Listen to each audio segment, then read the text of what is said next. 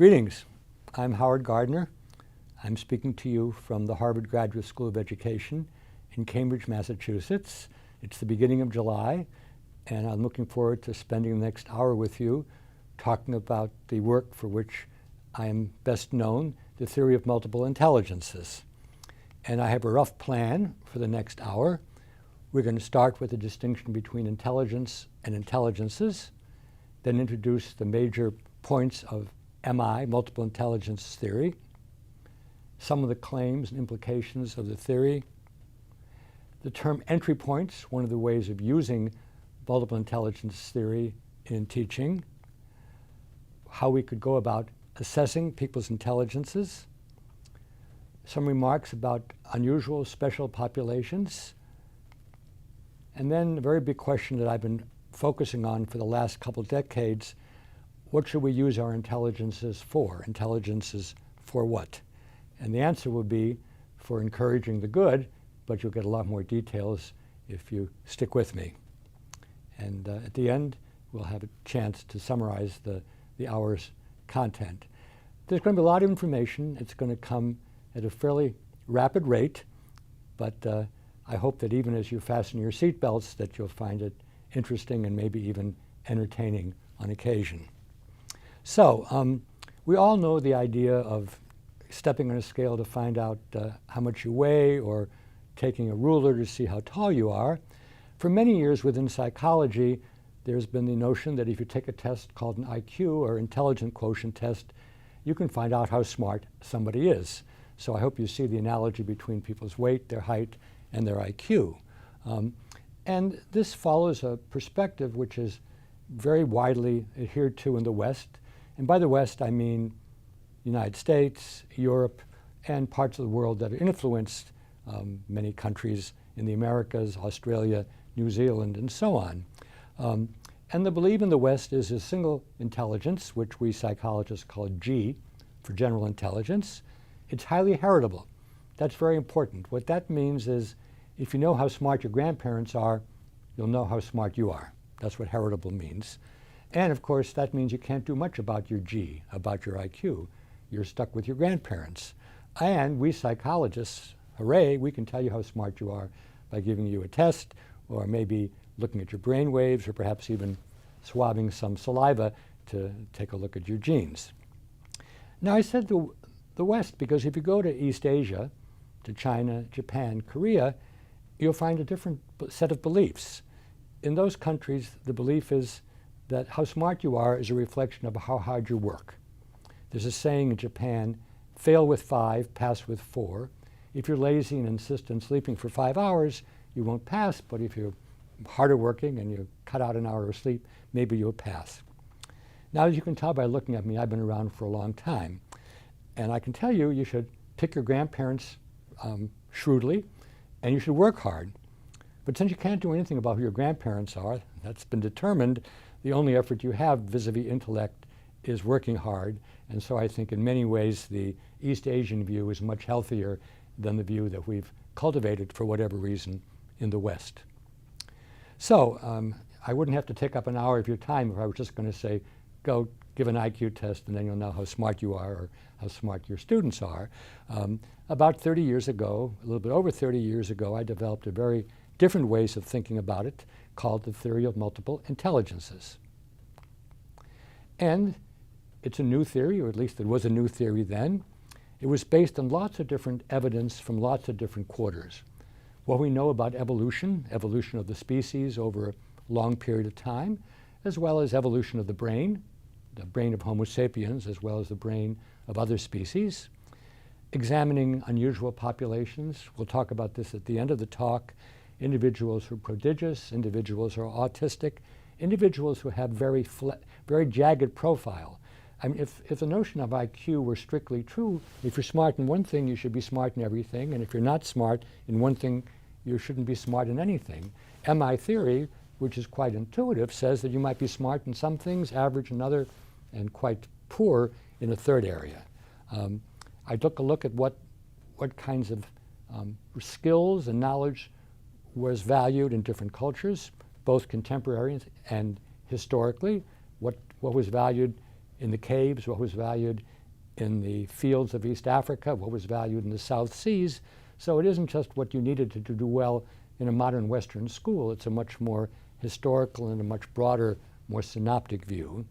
And unlike most psychologists who look just at IQ, I deliberately looked at this whole range of findings from different disciplines. And for extra credit, I have an 8 criteria for what it counts as an intelligence. And in my book, Frames of Mind, I actually run through many candidates and basically evaluate them in terms of whether they meet these criteria or not. And I have a definition. Definition is a lot of words. Talks about having the potential to process information in certain ways so that you can make something, fashion a product, or solve a problem that you're thinking about. And in each case, there's a cultural aspect because maybe the problems we need to solve today in the modern West are not the same problems that had to be solved 1,000 years ago or 10,000 years ago. But I have a visual which I think is the better way to convey what MI theory says. If you look at the left of the slide, the notion there is intelligence is one thing, like as if you had one computer in your head. And as I said, if the computer works well, you're smart. If it doesn't, you're out of luck. MI theory says we have a bunch of computers. And these computers deal with spatial information, musical information, and so on. And if you're like me, you might have a computer that works very well, a computer that works average, and a computer is not very good. So that is a graphic, a visual way of conveying MI theory. So let me now introduce with some slides the intelligences which I defined some years ago, as well as talking about my more recent thinking on the topic.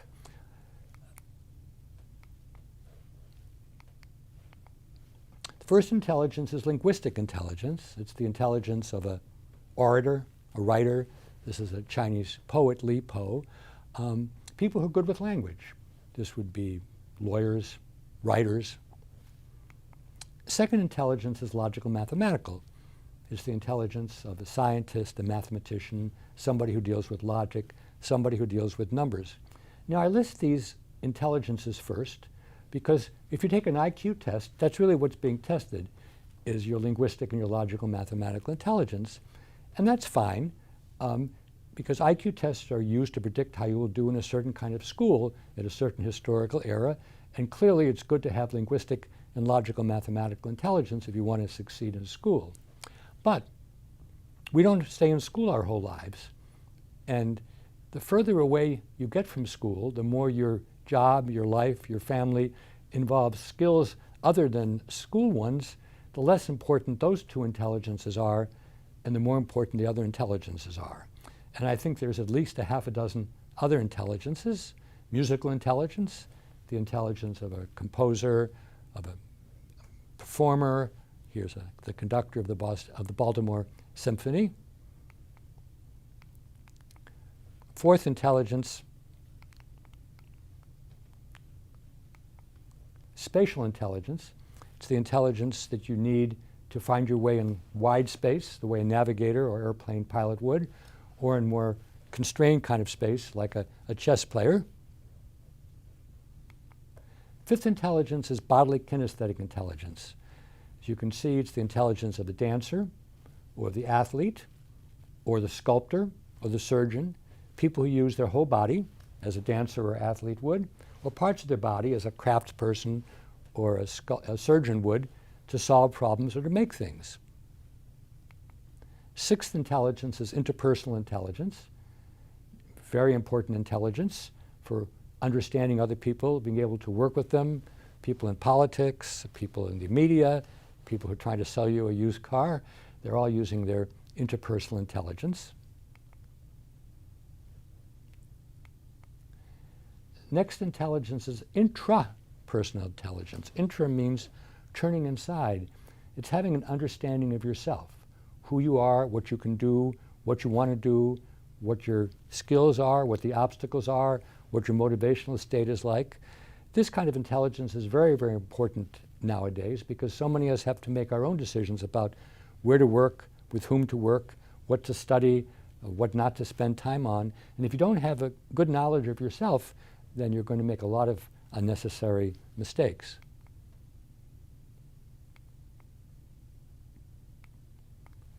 The eighth intelligence is the naturalist intelligence. As the name implies, it's the intelligence that allows us to make sense of nature, to tell one plant from another, one animal from another, one cloud configuration, one geological situation from another. And you might say, well, that was important back thousands of years ago when we had hunters and fishermen or people working in farms, but who needs naturalist intelligence when we just go to the supermarket? But the brain's pretty smart, and if you think of our consumer society, how do we decide which pair of shoes to buy, which automobile to buy? We're using the same neural networks which thousands of years ago were used to survive on the plains of East Africa or on boats in the South Seas. We're using those same neural networks to decide which items to consume and how to make the best choices given our own set of values. So those are the 8 intelligences which I am now convinced exist, and I have the data which I think backs it up. But there are other intelligences I've talked about, at least informally, and I'll mention them here in that informal spirit. One is an existential intelligence. That's the intelligence of big questions. Who are we? Where are we headed? What is love? Why do we die? Why do we fight? You might have a pet rat that has more spatial intelligence than you. You might have a bird that has a lot of musical intelligence, but I'm quite convinced only human beings have existential intelligence. Only we ask and ponder these big questions. One other intelligence, which I know most of you are educators, I've thought a lot about, is the pedagogical intelligence, the intelligence which allows us to teach things to other people. There are 2 things which have persuaded me they might be a pedagogical intelligence. One is that as young as the age of 3, kids can already teach. What do I mean by that? If you take a 3-year-old and you show him or her how to work some kind of machine, and then you ask that child either to explain it to a 2-year-old or to a 5-year-old, they'll do it very differently. For the 5-year-old, they do it rather quickly and just point to a few things and figure the 5-year-old, he's older, he knows more, he'll catch on. The 2-year-old, they'll be very careful, speak very slowly. They're teaching, even though, of course, they may not have that word. The other thing is, we all know in any field, let's say in performing an instrument or in being an athlete, you have 2 people who are equally good.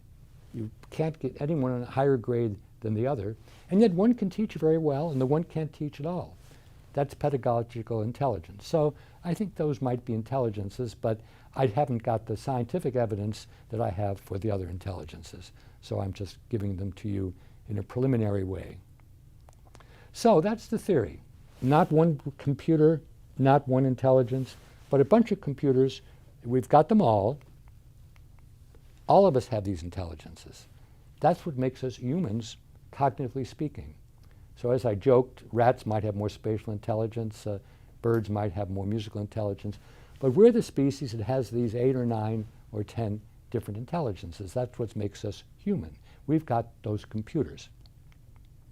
But no 2 people on the planet, not even identical twins, have exactly the same profile of intelligences. If we knew in great detail exactly which intelligences you were strong in and how you use them, it would not be the same as anybody else. And we know that because even identical twins don't read in exactly the way, don't interact in exactly the same way. And when we take brain measures, fMRIs or PET scans, we see that the brains may not work in the same way. So from the point of view of science, we've all got these intelligences, but life's interesting. No 2 people have exactly the same profile, though presumably identical twins have more similar profiles than fraternal twins, and fraternal twins have more similar profiles than randomly chosen people from the planet. There are a lot of people on the planet. So those are scientific claims. How about some claims in education?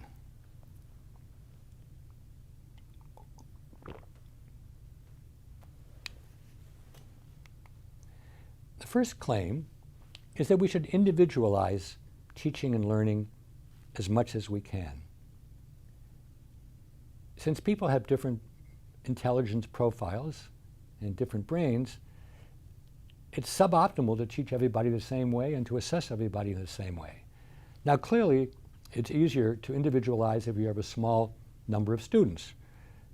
Rich people with tutors have always had individualized education because the tutor can't say, oh, Prince Charles can't learn, give me Princess Anne. The tutor's job is to teach whoever they have so they'll be effective.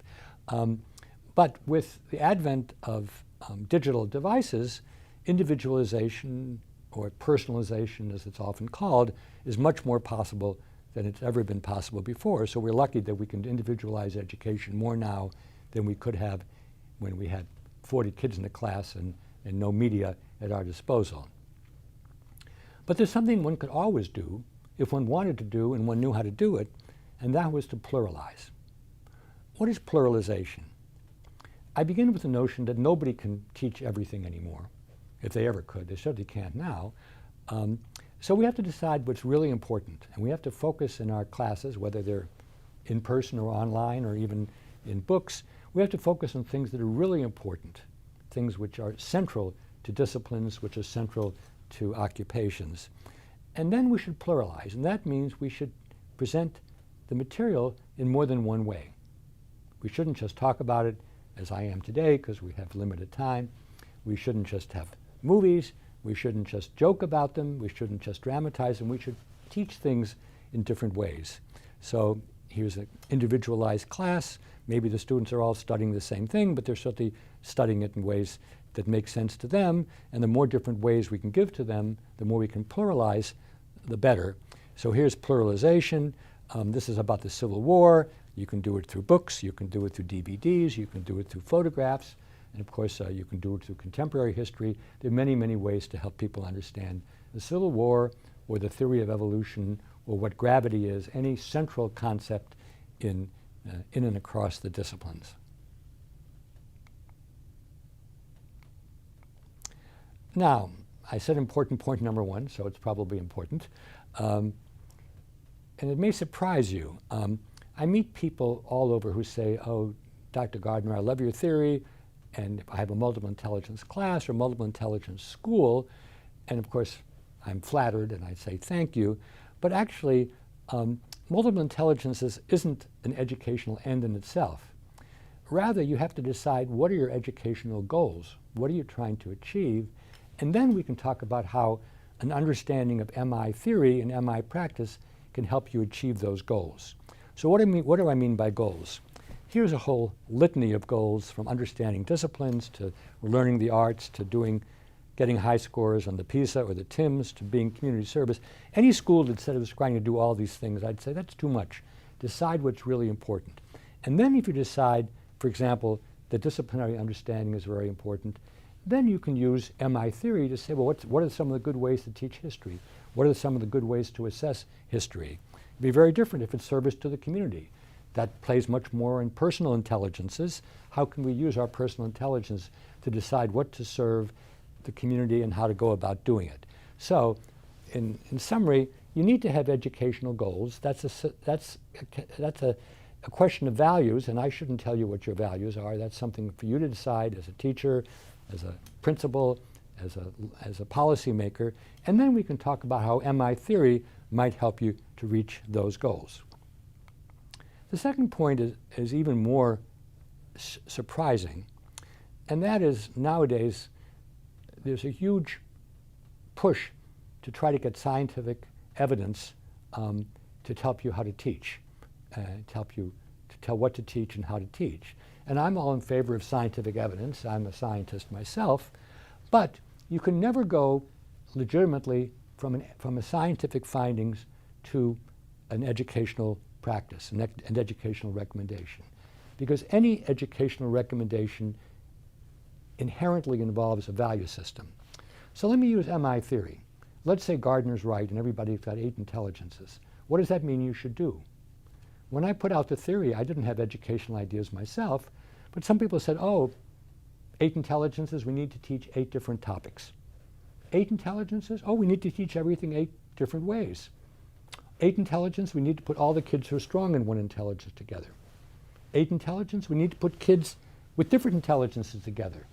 Those all follow from the scientific claim that we have 8 intelligences. And even more insidious, this is sort of for extra credit, is when people say, oh, we found something in the brain, therefore we should do something in a certain way. I have not discovered anything where we should change practice just because there's been something discovered in the brain. It's valuable to know how the brain works, but in any brain finding, just like with MI theory, there's an infinite number of implications you can draw. So learn as much science as you can, learn as much brain stuff as you can, but never say, I'm doing this because of the brain. Let me use an example. People say, oh, art education, well, that's right hemisphere. We need to develop the right hemisphere. Does that mean if you didn't have a right hemisphere, you wouldn't do art education? Of course not. You would just find another rationale for it. So I love MI theory, and I'd love people to use it, but you can never say, well, I'm doing this because of MI theory. You've got to say, these are my values, these are my goals, this is what I want to achieve, and I think this theory can help me achieve it. And then you get a gold star. So entry points. This is one of the interesting educational ideas that I and others have come up with, and that is that if you decide that something is important, you can approach it in lots of different ways. And that allows us to be able to draw on the different intelligences. So this comes from my colleague, Rhonda Bondi, and she has an exercise which she does with 5th graders where they learn about different explorers. Brought along some slides of explorers. I don't know who they are, but people like, they have to learn about Christopher Columbus, about Ponce de Leon, about Hernando Cortez. They have a textbook and the teacher talks about it. And then what Rhonda does is she asks the kids to share what they've learned in different ways.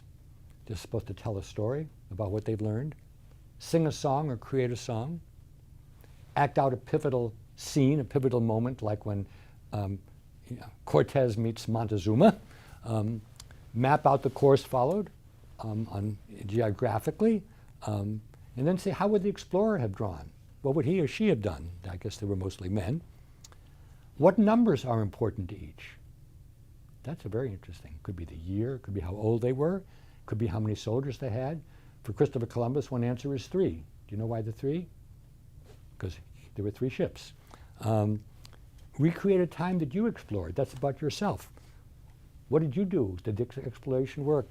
So this is a very simple class that everybody learns about in social studies about exploration, but there are many, many ways, there are many intelligences which you can draw on, and that just complexifies your understanding of what exploring is all about. Now here's an example from secondary school. This is one I've written about in a book called The Disciplined Mind. And there I talk about how important it is for us all to understand what's true and what's not, what's beautiful and what's kitsch or ugly, what's good and what's bad. I hope you won't find those are alarming things to teach about. And as my truth dimension, I talk about the theory of evolution, because you can't do biology seriously unless you understand the theory of evolution. In the area of beauty, I talk about the music of Mozart, because I happen to think it's very beautiful. And then studying good and bad, I talk about the Holocaust. And to make it concrete, this is Darwin, who came up with the theory of evolution. This is, of course, Mozart.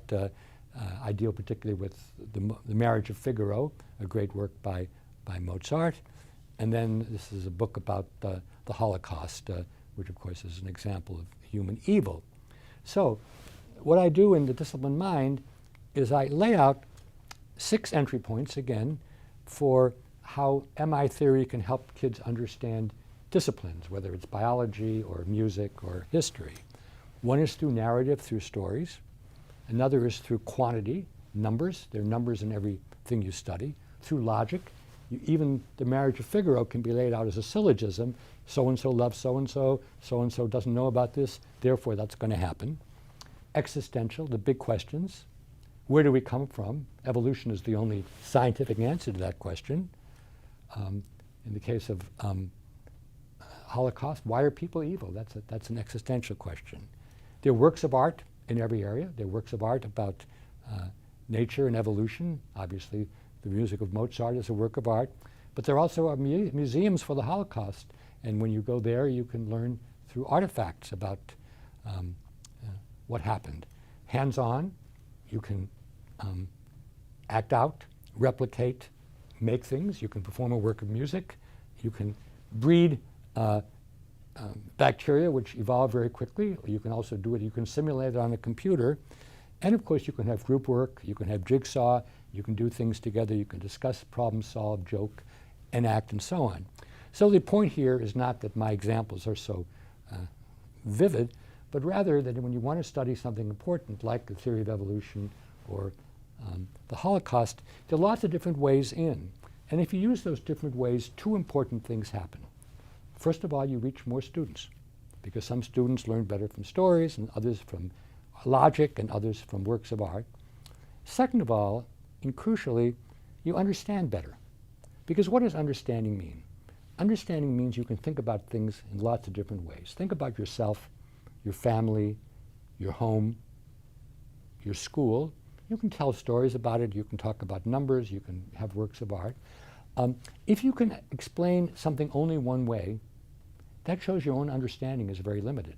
And frankly, you're not going to be a very good teacher if you teach something in a certain way and the student says, I don't understand. Can you present it another way? Can you sing it to me? Can you enact it? Can you make a drawing? Can you make a movie? If the answer is no, then probably you need to work with somebody else so you can have a broader kind of understanding of what you're teaching. So entry points, I think, is a powerful idea. You don't need MI theory for it, but MI theory gives you a convenient way, either following Rhonda Bondi's notions about explorers or my notion about the disciplined mind. It gives you a way into pluralistic approaches toward understanding. So, especially in the United States, the first question is always, how do you assess the intelligences? And I don't favor paper and pencil tests for assessing the intelligences. The reason is simple. Paper and pencil tests are basically logical tests. And if you can approach something logically, you can usually figure out the right answer in a multiple choice, just saying, well, this couldn't be right, this wording is funny, and so on. I think the right way to assess multiple intelligences is to create a rich environment. I always say something like a children's museum, and watch young people move around in that environment, and by what they interact with, how they interact, and especially what they get better with, this tells you something about their intelligences. So many years ago, we developed an environment which we called the Spectrum Classroom. And in the Spectrum Classroom, we put out lots of interesting things for kids to play with. We watched those kids, and from those observations over time, we got a very rich notion of each child's profile of intelligences. So we had common household objects for kids to take apart and put together, doorknobs or meat grinders. We had musical instruments. These are Montessori bells, where kids would either recreate songs they'd heard or make up their own and then play with those melodies.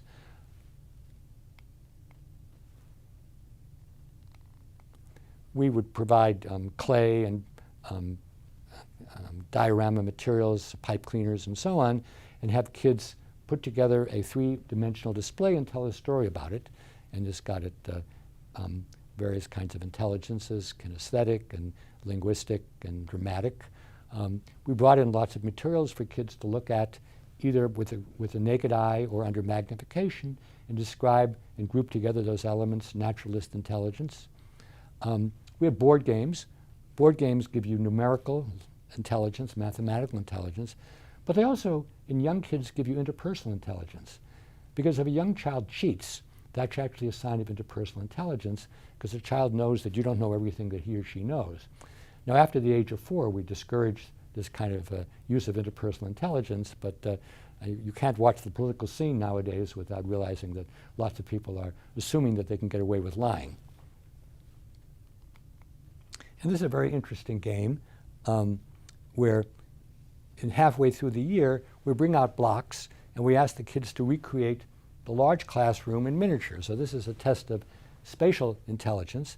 But we also have little pieces of wood on which we pasted photographs of the children and the adults in the room, and we ask the kids who plays with whom, who likes whom, who did what yesterday, and it's a very nice measure of whether the kids are picking up interpersonal information.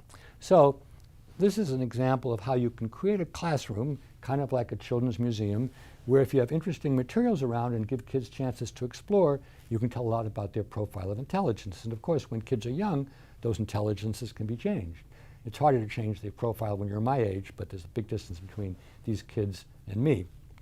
In Denmark, there's a place called the Explorama, located at a theme park called Danfoss Universe.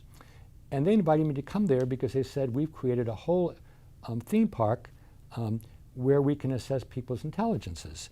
And the people can be 5 years old or they can be 50 years old. Anybody can go there and they can learn about their intelligences. So I was intrigued, and I had the opportunity to go there some years ago.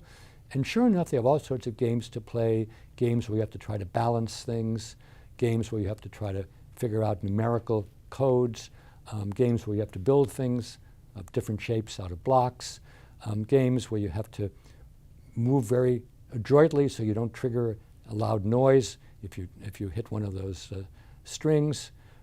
That's for gross motor movements. This is for fine motor movements. Again, if the metal hits the other metal, you get an obnoxious noise. These are ways of getting at linguistic and musical intelligence. What patterns can kids hear? What can they recreate? And this is a very interesting game. Here, the kids have to move that vehicle around to pick up a rectangle, a little square, and move it elsewhere on the table. Now, what's interesting about this game is the kids have to work together. If they can't cooperate, then they can't move things. They each have a little dial they can use. So this gets at their interpersonal intelligence. Are they able to work together to solve some kind of problem? So when I went to the Danfoss Universe, they said to me, there's one intelligence we haven't figured out how to assess, and that's intrapersonal intelligence, knowing yourself. I said, well, it's hard to assess interpersonal intelligence. I joked, only your psychiatrist knows whether you understand yourself. But then I had an idea. I said, why not, before people go into the Explorama, have them predict how they're going to do on various kinds of things? And that will give you at least one measure of how much they know themselves. Whether they ever did that, I don't know, but it would be a way of assessing intrapersonal intelligence. So I want to talk a bit about, I've talked about the different intelligences and how they're reflected in different parts of the brain. But especially when you're dealing with young people, it's important to understand how flexible the brain is and to what extent really we can develop intelligences even if it didn't seem to be in the cards. This is the story of Nico. Nico was a young kid who had the misfortune of having intractable epilepsy. And so what they did with Nico is they actually extracted half of his brain. That's a pretty dramatic operation, and it's only done if people have intractable epilepsy. So you might say, well, if you take half the brain away, then there's no chance the person's going to be able to function at all. But amazingly, Nico is able to display a range of intelligences, and in fact, he's even be able to finish his education. And this shows you what happened to his brain. They actually removed half of it. It can't be more dramatic than that. And yet, at age 8, this is a work of art that he made. This was a painting that he made inspired by a photograph. These were portraits he made of other people. He was also a fencer, quite good fencer.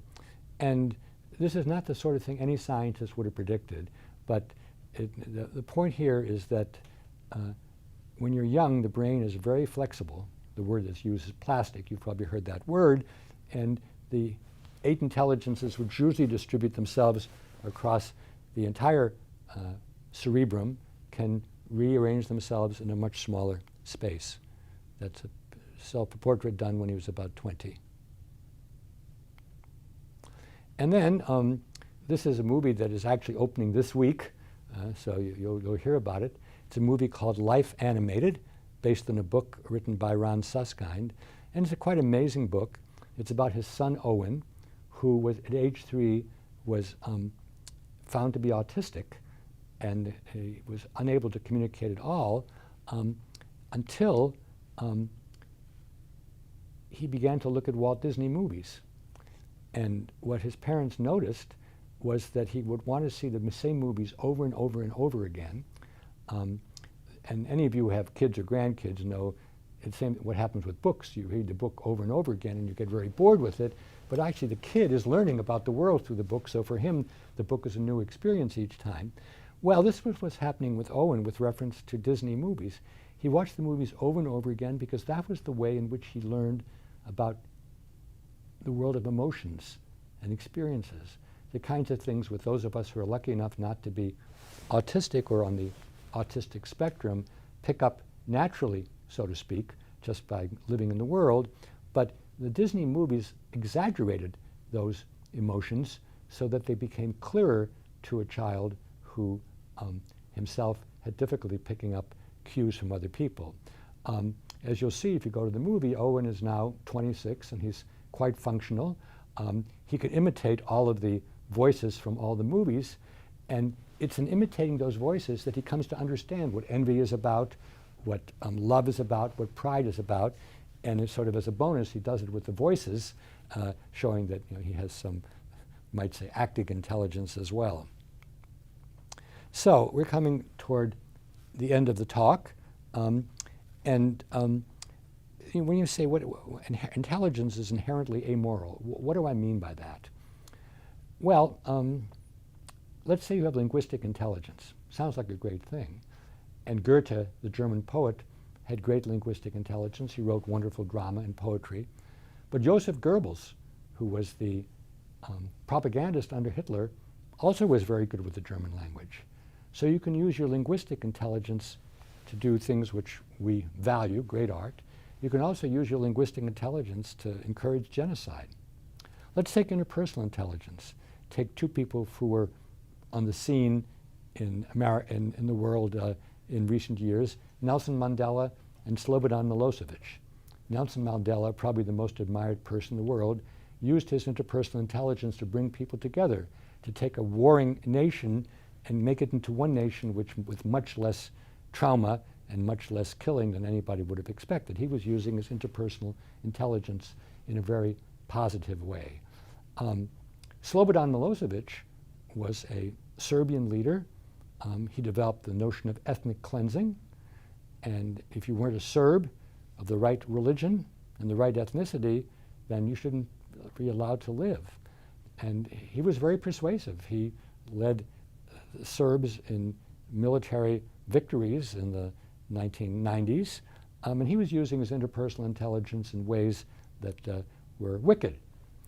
And so when I say intelligence is inherently immoral, what I mean intelligence is just a computer. And just like a computer can help people get along, or it can turn into bashing of other people, bullying of other people, so too an intelligence doesn't have any kind of a moral tag. So with colleagues, I've been interested in how we use our intelligences in a positive way. And this has been done through a project called the Good Work Project with two colleagues initially, Bill Damon and Mike Csikszentmihalyi. And now we have many people working on this in many laboratories, and we've shortened the name to the Good Project. But good work is exemplified by certain people who I think are widely admired. This is Jonas Salk, the scientist who created the vaccine which was used to eradicate polio. I think of Jonas Salk as being a good worker. This is Dame Aung Suu Kyi, who is the Burmese leader, the Myanmar leader, who was under house arrest for many years but has emerged recently as a political leader and is trying to bring some democracy to that very troubled part of Southeast Asia. Nelson Mandela, again, greatly admired for how he used his intelligences, how his work was in good direction. And the person whom I personally think was the most important human being in the last 1,000 years, Mahatma Gandhi, who understood that people were going to disagree, but that we need to learn to disagree nonviolently. And Gandhi not only helped India to become an independent nation, but was a tremendous role model for Mandela, for Martin Luther King Jr., for President Obama, and other people who want to try to do things in a less violent way.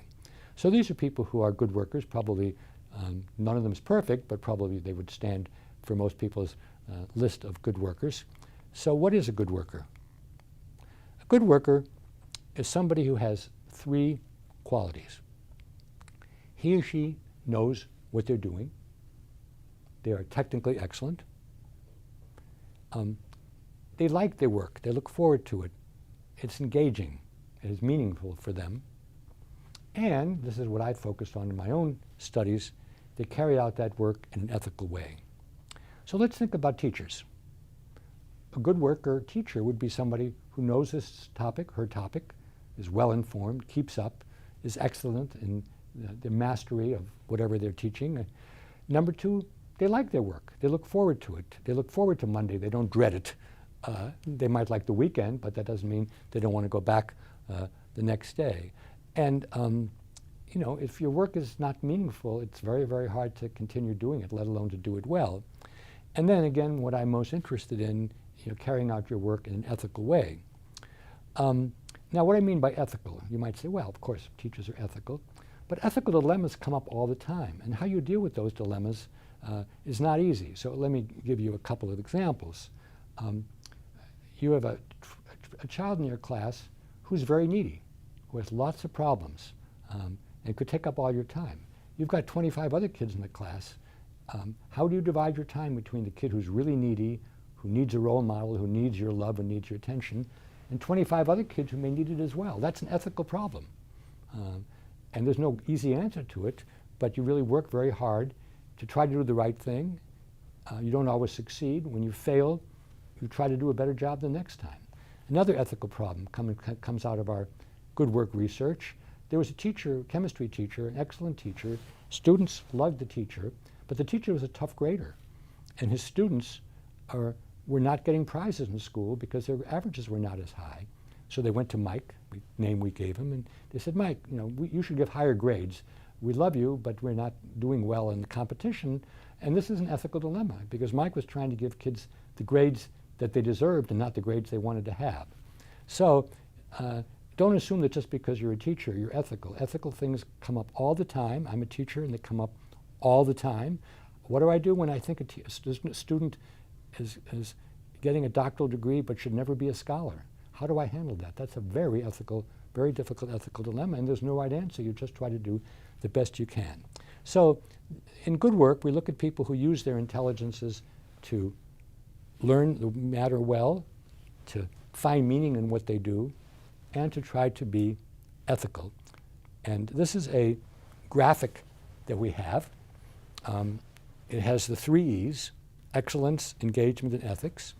And we call this the triple helix because you all know the double helix of DNA, and our genetic, physical, well, actually our whole being. But ENA is what you need to be a good worker. And you can't be a good worker if you're just excellent or just engaged or just ethical. You need to have that combination. And I just came up with this actually yesterday in conversation, so you're the first people who will hear it. What are we trying to do in school other than get kids to master their subject matter? We're trying to get ENA into their DNA. We're trying from a very early age to get them to want to be excellent and engaged and ethical, so it's just part of their being. Because the best predictor of who's going to be a good worker when they're 50 or 40 are the people who grew up that way. And my own belief, though this is a belief rather than something I could prove to you, that the last chance people have to be good workers is probably the first job, the first real job they have. Because if you were inclined not to be a good worker, but you go to the first job and you really want to do well and you really want to be able to stay there and advance, you get your act together. But if you've been inclined not to be a good worker, not to be particularly engaged, not to be particularly ethical, not to be particularly excellent, and that's tolerated at your first job, it'll probably never get ENA into your DNA. But the time is not to start at your first job, the time is to start early in school. And the school I would want my grandchildren to go to is a school where they pursue good work. They want their kids to be knowledgeable, ethical, and engaged. And they want them to be good citizens. And who's a good citizen?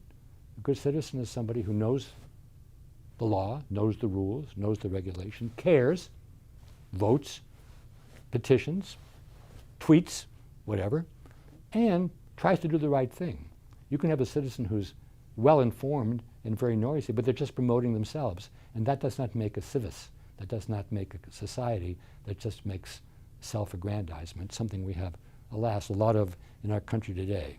So I'm getting a bit sermonic, which is probably a sign that we should draw to a close, but intelligences aren't enough. It's what you use them for that is so important. So we started with the standard view of intelligence. Give somebody a test, you know how smart they are, they're going to be smart or dumb in everything, and that's their life chance because it came from their grandparents and there's nothing you can do about it.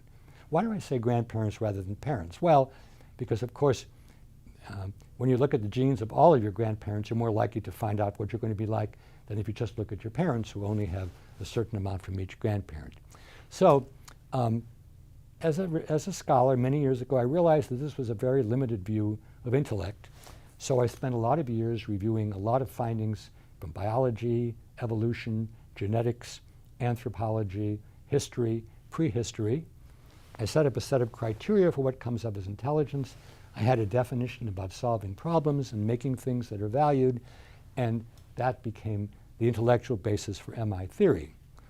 I then listed for you the 8 intelligences. Schools focus a lot on language and logic, but as we said in the last part of the talk, we want them to focus on the arts. We want them to focus on interpersonal knowledge, interpersonal knowledge. School can't just be a language logic machine, or we're going to get people who are unethical and uncivic. So I think there are at least 8 intelligences. There may be a few more, but what really is important is not have I got the right list, but rather that we break the notion down that intelligence is just one thing and that it determines your fate. That's just a bad point of view. So I talked about the scientific implications, that we all have these intelligences, that's what makes us human, but we're different. And no two people have exactly the same profile. And then the educational implications, namely, we should know what our goals are, and then we can see how MI theory can help us achieve those goals. I talked a bit about individuation, trying to have each person learn and show what they know in a way that makes sense for them, about pluralization, presenting the same ideas in many different ways, and that entry points is one way of doing that. I talked about entry points for the Explorer lesson, where you have many different ways in which kids can talk about, show what it is that they understand. And then I used the examples from the disciplined mind, many different ways to learn and to show what you've learned about important issues in history, in science, in the arts. Then we talked about assessment, popped it down in the list, because everybody wants to know how to assess intelligences. And my point of view there is, don't use a paper and pencil test. Create a rich environment. Watch young people navigate it. When it comes to adults, I used to say, fly to Australia and then parachute to the center of Sydney, to the outback, and to the Great Barrier Reef, and just watch people for a few hours. You'll know what intelligences they have and which ones they lack. Or you can go to Denmark, or you can just go on a vacation with your family and just watch who does what and who does what well, and so on. Brain plasticity, one of the amazing things we've learned in recent years is that even if you lose significant parts of the brain, you can still develop a range of intelligences. And even if you have a significant handicap, like being on the autistic spectrum, if you use media well, you can enhance intelligences which would seem to be very limited in the case of autism, linguistic and personal intelligences. Finally, and this was sort of the moral of the story, we've got this set of intelligences and we should develop as many of them as possible. Life is short, so we can't develop them all to a high degree. But at the end of the day, it's what are we using the intelligences for? And if we don't use them for good purposes, then it's just as well not have them at all. So here's a closing thought from a wise American, Reverend Martin Luther King Jr. What Dr. King said, intelligence plus character, that's the mark of a true education. I've been talking about intelligences, the range of intelligences, but character is what you use those intelligences for. Are you a good worker or a good citizen? And only if you can answer that question in a positive way do you really deserve to be called a fully developed human being. Thank you very much for your attention. I hope that this ride was comfortable for you. And if you want to know more, you can go to my own website, howardgardner.com. You can go to multipleintelligences.com, where we have a lot more information about MI. If you want to know about the Good Project, that's the more recent work, goodproject.org. And as some of you will know, I am a founding member of an organization called Project Zero at Harvard. We're about to have our 50th anniversary next year, and a lot of the educational materials that we've developed are described at pz.harvard.edu, as well as books that we've written and institutes that we have. We'll have 2 institutes this summer and an institute in Washington, D.C. in October. And so even though I only talked to you for an hour, there's plenty to do if you want to follow up.